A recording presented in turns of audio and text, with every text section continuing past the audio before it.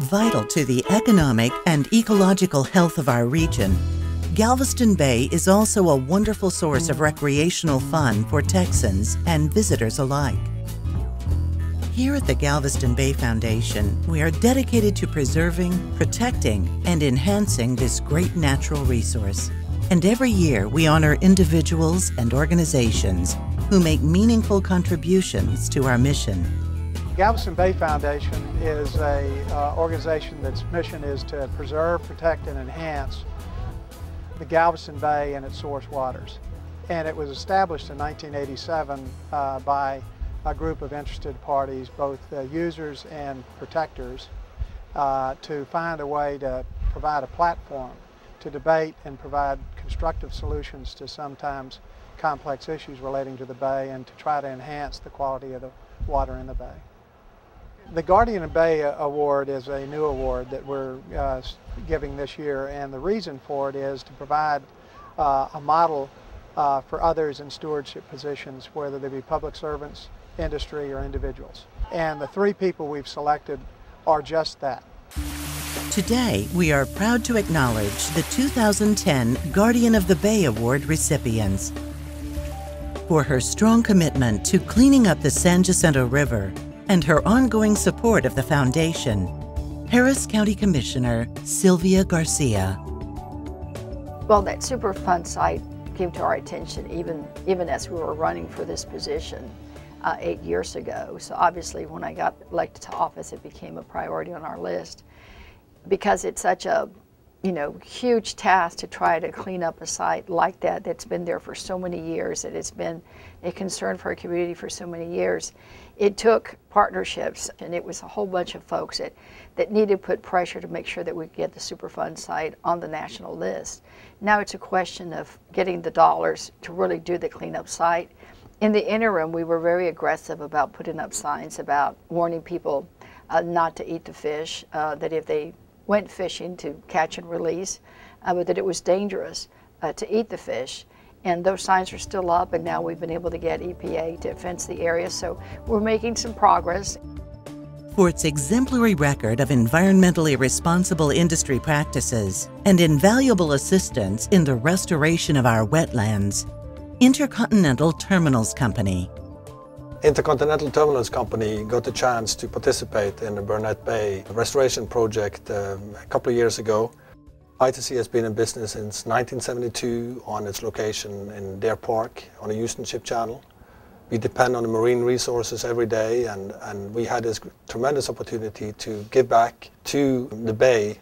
We gave a grant of $360,000, which provided the seed money for this project. ITC has participated a few times in the Marsh Mania event, and it's been a great fun for all of us. Our associates have been there in great force. They brought their families. I myself brought my wife and my 10-year-old son, and he has had great fun out there planting grass and running in the mud and getting dirty and doing all of those things that we do at the Marsh Mania. It's been a fantastic opportunity. For their faithful devotion to the proper stewardship of Galveston Bay and for their many contributions to the Foundation, Frank Smith and Catherine Faye Smith. Well, the Bay is my favorite place to be. It has been ever since I was a little boy. My father used to bring me down here and fish when I was just a few years old, and then I learned how to crab, and in the 30s I learned how to sail, and I've been sailing ever since. I was active in a number of environmental things back in the 60s and 70s. We started an organization in Houston to preserve buffalo bio, and then we preserved almond bio, which is right here close to Galveston Bay.